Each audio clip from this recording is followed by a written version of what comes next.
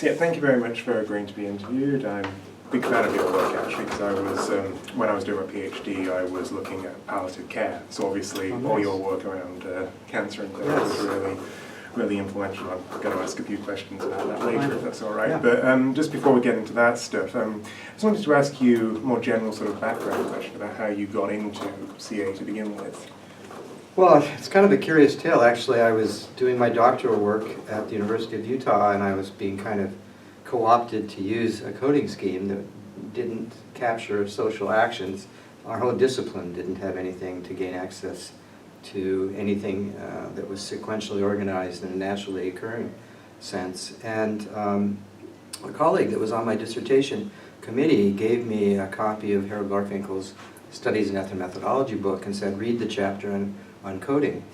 And I did, and I started realizing that the not only were the categories templated down on a world that didn't fit, it was a square peg round hole, but that the decision rules for coding were being consistently what Harold called ad hoc, improvised.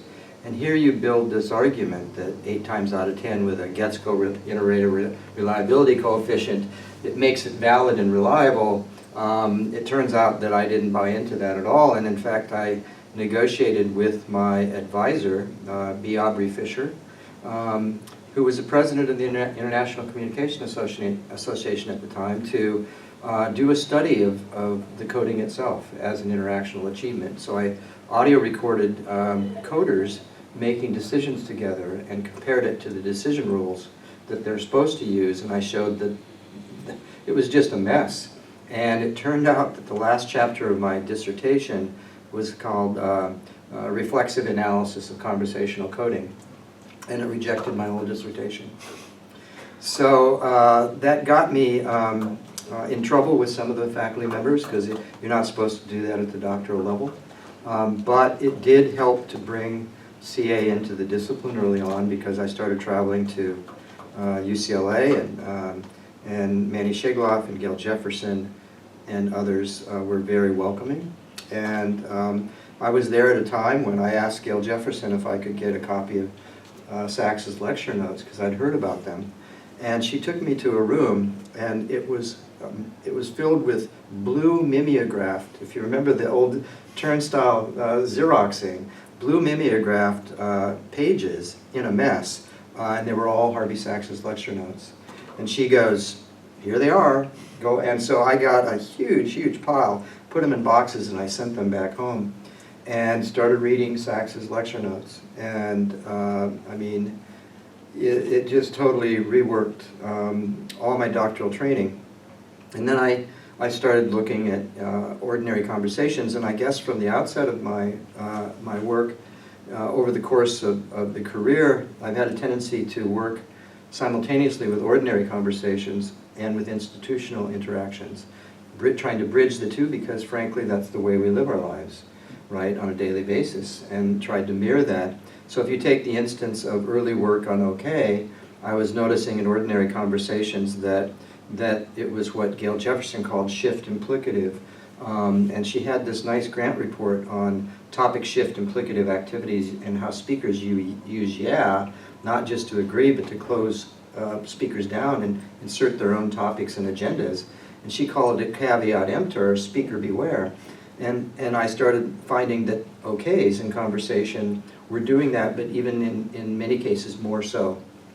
And I started writing about OKs, and then ended up analyzing how OKs worked in primary care encounters, and how doctors would basically disattend issues that patients initiated, and concerns and elaborations and emotional issues, psychosocial issues, and use OK as a way to, in a token manner, acknowledge what the patient had said, but in fact to shift topics and draw attention back to the biomedicine of care. And I don't know, is another thing I studied that I first found in courtroom interrogation and testimony. I found that unfriendly witnesses would say, I don't know, because they didn't want to implicate themselves. But when you look at I don't know in ordinary conversation, which we did, it's about claiming insufficient knowledge, but it turns out in ordinary talk that rarely in our corpus did people say, I don't know. It's always I don't know plus what they do know.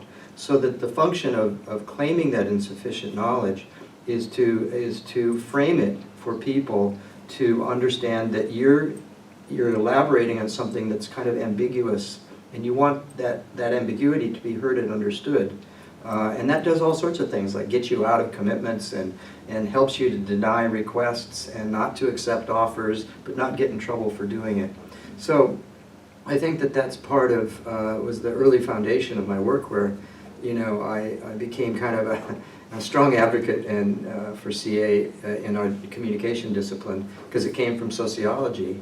And you know, that's how I got started. Sorry, it was a long-winded answer. Oh, no, great. We love long-winded answers. And so, as I alluded to at the start, a lot of your work has been focused on oncology and cancer in general. Yes. I was just wondering how that interest came about, how you came to that topic. Well, that's a great question. It was unmotivated. I'd been working with primary care materials and some family therapy video recordings, but cancer wasn't on the agenda. And the long story made short is that a family in San Diego donated to me a shoebox. And in this shoebox, if you remember actual cassette tapes, audio recordings, were a bunch of audio recordings. And he goes, these are about my family dealing with my mom's cancer.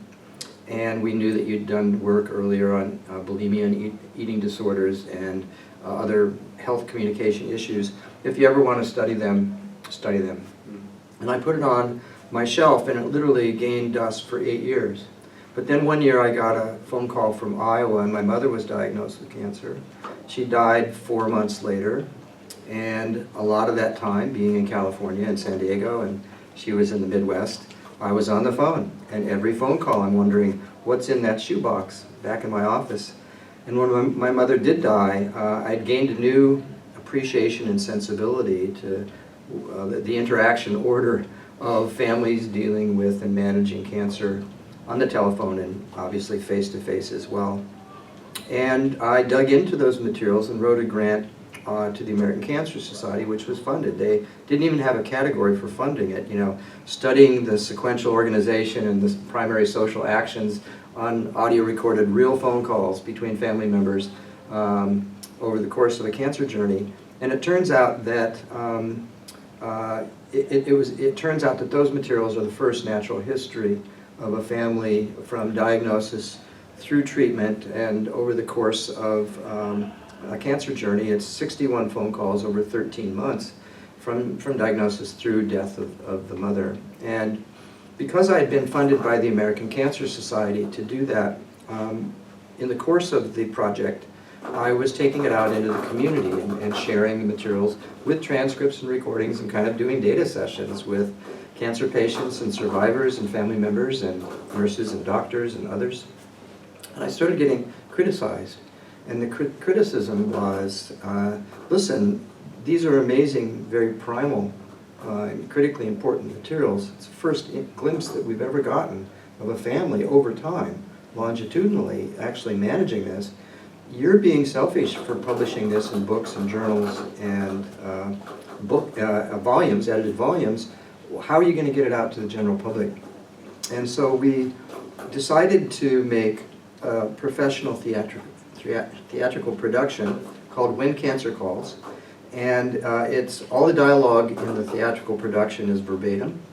And it was funded by the National Institute of Health, the National Cancer Institute. And it was a very large funded grant to show the impacts of When Cancer Calls on diverse audiences across the United States. And it turns out then that you have nearly a decade worth of analytic work on the patterns and practices in the phone calls, built into an 80-minute theatrical production where every word was verbatim. I ended up being the playwright. It wasn't initially planned that way, but the theater people said, who else knows the materials better than you? And I was stuck. And it was a lot of work. And it made me appreciate the arts and how the arts and the humanities and the social sciences come together. And so we did phase 1 and phase 2 national trials on this. And it was the first phase 2 funding of this type of grant ever received by our university. They're very hard to get. But we had amazing, and have had across thousands and thousands of people, amazingly positive impacts on very diverse audiences. Because what it does is, if you know that this is verbatim from real family phone calls, you can not even like the way that cancer family dealt with the issues, but you couldn't critique it because it's their business. So we would always have post-viewing screening talkback sessions facilitated. And so you would say something as an audience member, and the facilitator would say, well, what's going on in terms of, let's say, faith and religion. The family in the actual calls had no display of faith or spirituality or religion, but someone in the audience could say, you know, I was very bothered by that because our family would have been praying about it from the first phone call. And someone else over here would raise their hand and say, hey, if that would have been the case, my family is just like this, I would have left and stood up and left and walked out. And you get this discussion about the role of faith and spirituality, religion, in your own family structure, and you hear others' perspectives. So what When Cancer Calls does is provide a very empirically grounded, a meaningful triggering device for allowing people who don't know how to always talk about cancer, the delicacies, the awkwardness, the embarrassment, the stigma, the things that you've repressed or denied, etc., the bad memories. And it creates a very open environment for talking about that. And then from that, you can build, and we have various educational curricula to show the relationship between family members talking on the phone and how you can improve communication in your own family and with providers. And when medical providers see it, this is kind of a striking finding across 6 of the cities. The medical professionals were more emotionally impacted by When Cancer Calls than the cancer patients, the survivors, or the family members. And in focus groups, what they said was, well, the reason that's probably the case is that if you're my doctor and I leave your clinic, you don't get to see me until next time. Could be 2 weeks, could be 2 months, and you don't have time to ask me what's really going on in my life. And so they feel that they're, as kind of eavesdroppers, giving insight into, in 80 minutes, a 13-minute journey, which includes things like the family members reconstructing what the doctor told them and evaluating that and trying to make sense of complex cancer news. That's just one example.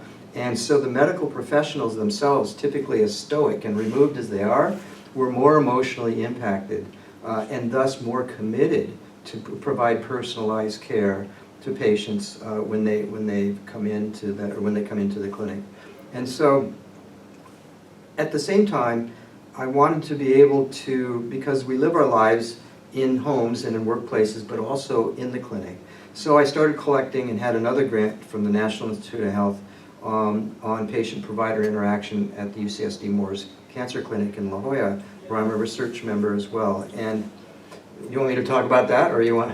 I don't mind, whatever. Okay, so because it's still about cancer, in the sense that, so we've been looking at things like how patients raise their emotional concerns, their fears, their hopes, their uncertainties to doctors, how doctors respond or don't, and a wide variety of other issues during cancer encounters, things like laughter and how laughter marks delicate moments and how it gets managed and negotiated, or things like what counts as a normal blood test reading, right? And how are things like tumors, masses, growths, how do they shrink, and how are they metastasizing? So we're looking at things, I call it making cancer visible.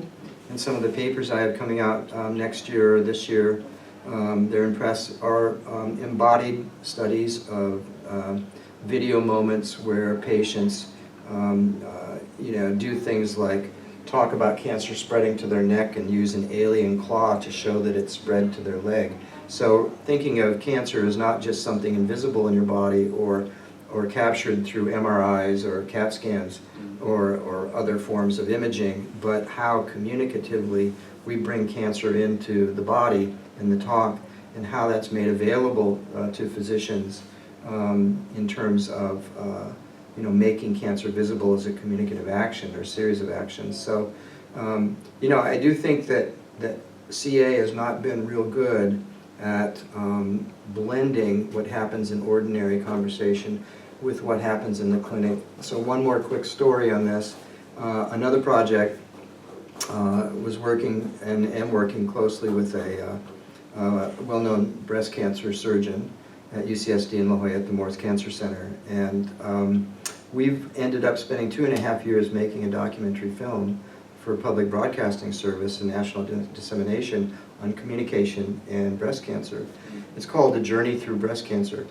And it picks up on the other work that I've done on interactions between cancer patients and oncologists, but it focuses on a woman who was diagnosed and her husband, and we followed them for 1.5 years from diagnosis through diagnosis, treatment, pre-surgery, surgery, post-surgery, radiation, reconstructive surgery, and including in that a single mastectomy.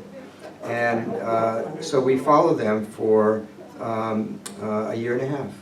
And so there are 26 participants in 17 settings.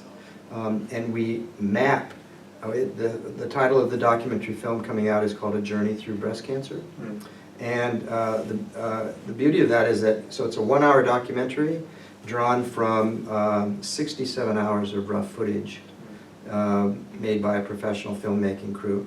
And so we're now writing a grant to get funding to UCA to go back to the 67 hours, explicate the practices and the patterns of these multiple settings and participants and the longitudinal nature of keeping in touch with each other while you're coping with breast cancer, and then using those as basic findings and turning those into curricular materials to supplement the documentary film.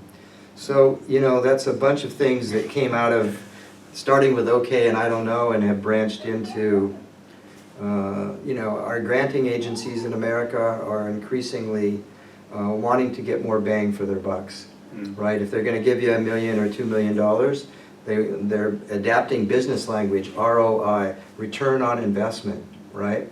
And so they want you to try to make a positive difference in the world. And it used to be called applied communication research. I never liked that term.